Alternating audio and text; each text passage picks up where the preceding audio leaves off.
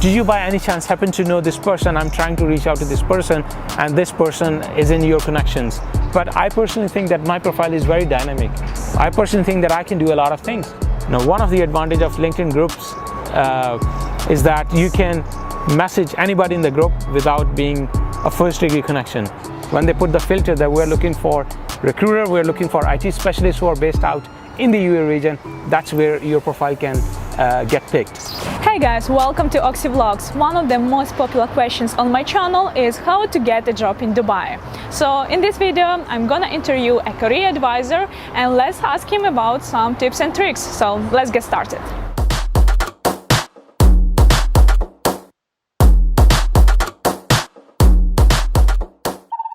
What did you do before you came to Dubai and why did you decide to come here? I was studying in Germany way back in 2010 until 2014. I stayed in Germany studying and working there until there was a time a friend of mine, he said, why don't you try Dubai market? It's very, there's so much to do here, plus also the environment, the culture, the food, everything.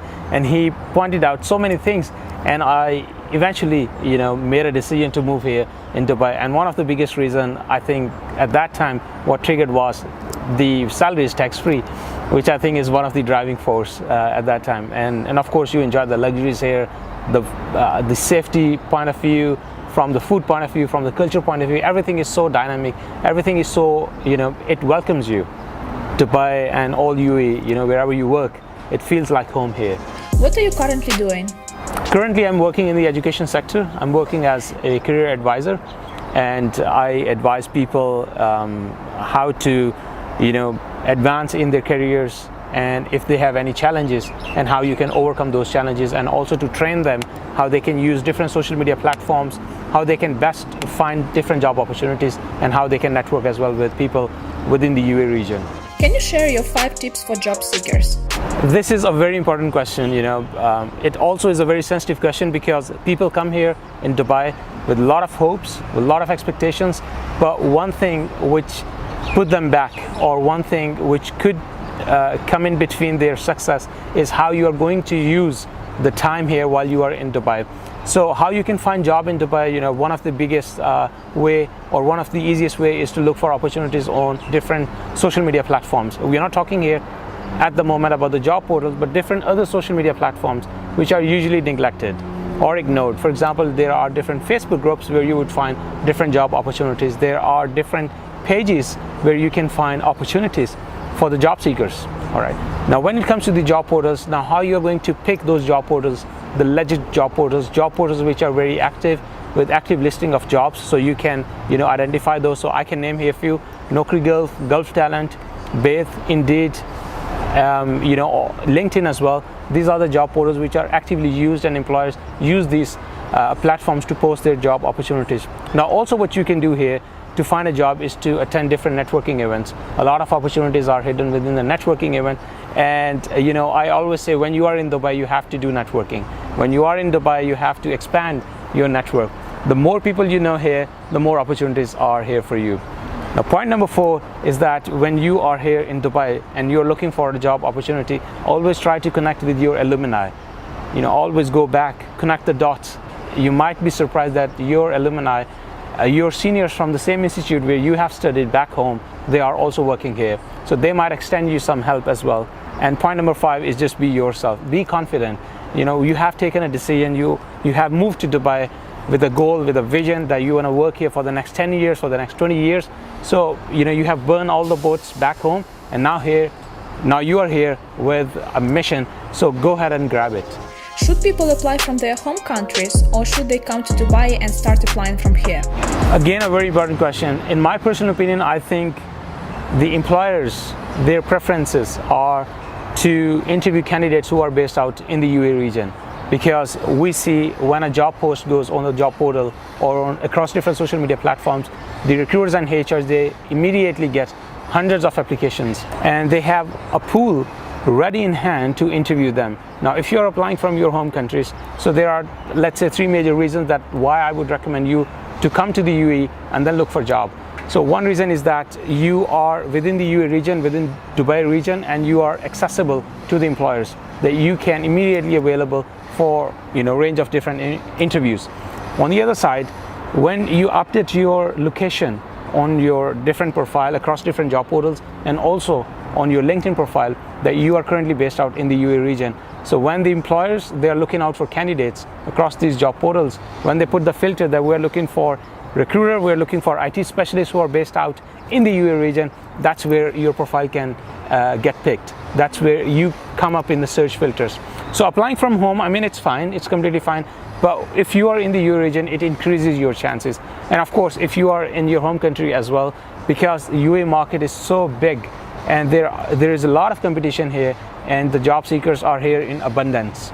So it gives you less opportunity to compete with the candidates if you are applying from your home country. So I definitely recommend you to make a visit here for about 1 to 3 months. I recommend 3 months. So you give yourself time also to understand the market, how it operates, what are the job portals, how to apply, how to expand your network. You learn a lot of things about the market as well. What are the top skills that are in demand in Dubai in 2020? The professions which are in demand in Dubai, based on my observation and based on my research, people who are in the IT industry, people with the IT background, technology background, they are more in demand. For example, we talk about the software developers, we talk about Android developers, we talk about programmers, computer scientists. They are more in demand, as we see everything is moving to the digital world, everything is moving towards machine learning and artificial intelligence. So these people, they are very high in demand. Plus also we see there is a big demand. I mean, when we go to different job portals, we see there are a lot of opportunities for sales and marketing professionals, business developers, digital media specialists, SEO specialists. So there's a huge demand for marketing professionals as well. And of course you would see then other professions which come down in the lane as well, for example in HR, in accountancy and finance. Yes. Is there any official website in the UAE where job seekers can check the average salaries in different sectors? Well, I don't know about any official website, but I think you can take a look at Gulf Talent. You can also look for Robert Half and Hayes, because these two, they do conduct different surveys for the salaries. So you might, on their website, you might be able to download some PDF files and you can help yourself get some information. And also you can simply write on Google like salaries trends in the UAE in the last 5 years, in the last 2 years, or salaries in a certain, for example, in salaries for IT professions, salaries for HR professions, and you might get some articles. Plus also you can reach out to your network as well. You don't actually have to rely all the time on these websites or on these surveys. You can simply have a chat with one of your seniors, maybe with one of your colleagues, and just ask them. Some people say that your salary in Dubai depends on your passport or nationality. What do you think about it? All right, so this is a very sensitive question, when it comes to nationality. And people have different perception that salaries are based on nationalities. Now I am in a disagreement with that. How I think is that maybe there are companies who are international and they have work standard based on, if a company is French, they might have their official language as French, their documentation is done in French, their whole communication is done maybe in French language. So they would prefer somebody who can speak French or come from the French background. All right, so that's one thing. On the other side, sometimes maybe the role requires you to travel internationally, and certain passport holders, for them, they have to apply for visa every time they would travel to different parts of the world. So that might be an expense on the side of the company.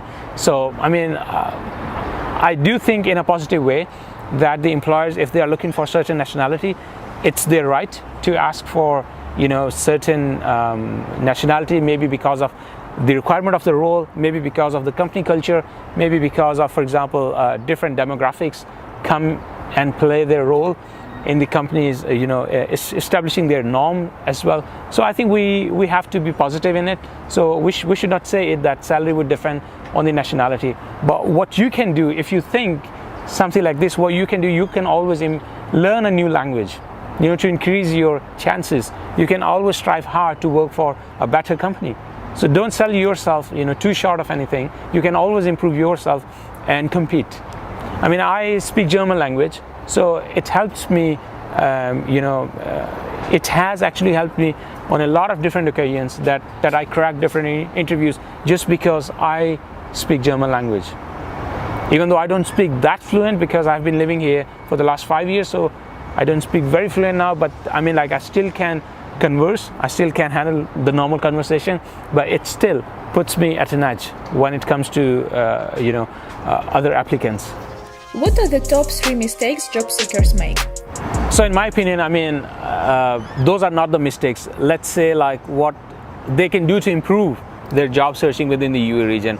And one of the most important thing is that when they come here for job searching is that they immediately try to connect with the recruiters, and the moment they get connected, they send out the mass email or this big email with a long CV that hands up, I'm looking for a job and how you can help me.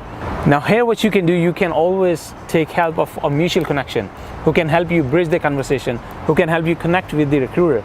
Okay, so one of the mistake, or again not a mistake, one of the improvement which the job seekers can do is to how you connect with the recruiters, how you connect with the HRs, is to take advantage of your mutual connections here.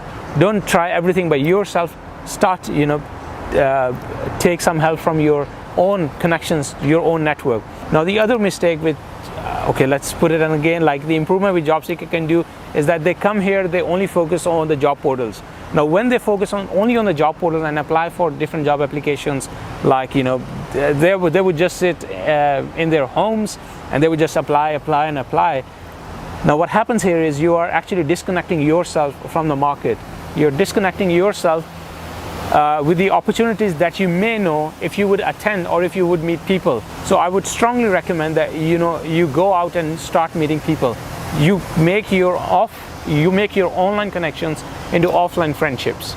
So go ahead and meet them, not necessarily that you have to ask every time for a job. You can ask them about their experience, you can ask them for their tips, you can ask them for their suggestions, just to improve your job searching experience. And the third is that don't focus just on one job portal, just on LinkedIn or just on a single job portal. What I did when I came here, I still remember, so I would have like all job portals in my Google Chrome browser open. So the only thing I have to do is to turn on my laptop, and immediately I would have like all job portals from 1 to 7, they are like open. So I just have to refresh to see the job openings. Maybe one company, because companies, they can get subscription to different job portals, and if we think that we only have to focus on this job portal, we are limiting ourselves, and also we are losing on a lot of opportunities which employers, they might be posting on other job portals as well.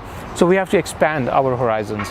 And here I remember one more thing is that make sure the consistency of your profile remains the same throughout the job portal. For example, on one job portal you have explained it so well, but maybe employers are not using that portal. Maybe employers are using other job portal. So you can always think to use all the job portals to have the maximum job opportunities for yourself. And just to add here one more tip, that if you're making profile on different job portals, you can always go ahead and set the email alerts just to organize your job searching. So the moment you get up in the morning, you already have different jobs to apply for. You already can start your day with a positive energy, not with a state of mind that there are no jobs.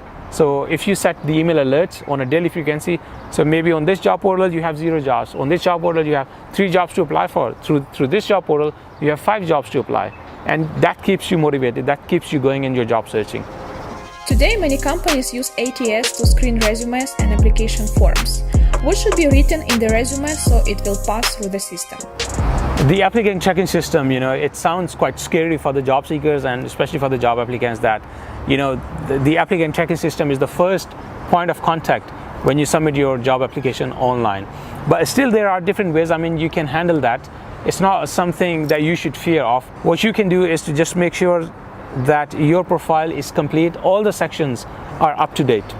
Don't think that, if on one job portal or one employer, because the employer, they also use the applicant tracking system, that they have mentioned the nationality as one of the filter, or they have mentioned one of the section as salary bracket. So go ahead and put those figures there. It's just that how you are going to make your profile complete on one side, plus also giving the ATS the opportunity that it can filter you, it can help you put in the search filters. Now, one of the most important thing to bypass the applicant tracking system is to put the maximum keywords in your profile.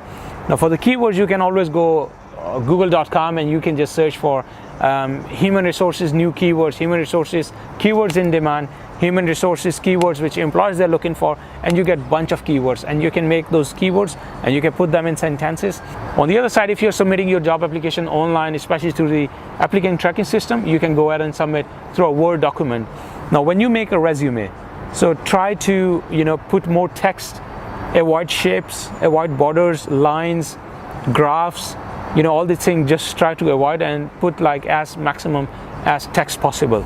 When you apply on LinkedIn through Easy Apply, does your application go through the ATS? So Easy Apply, they will be notified. The employer, they will be notified that this person has applied for this position, so they get a list of applications. So now from their side, when it comes to the Recruiter Lite, there is another a premium package with which recruiters can use, and they have to pay for that. And with that help, they can narrow down their search to the relevant person, to the key person that they are looking for. And to reach to that person, if you wish to be that one person, then you need to make sure that your profile is 100% up to date, have the maximum keywords. Plus also, I always recommend the job applicant to make your LinkedIn profile more dynamic. For example, on my profile, because I can see in the search results, people who are looking for business development, my profile is showing up because I can see the stats. People who are looking for HRs, my profile is showing up. People who are looking for career advisors, my profiling is showing up. People who are looking for social media and influencers, my profile is coming up. So this gives me also the opportunity through LinkedIn that I can make a dynamic profile.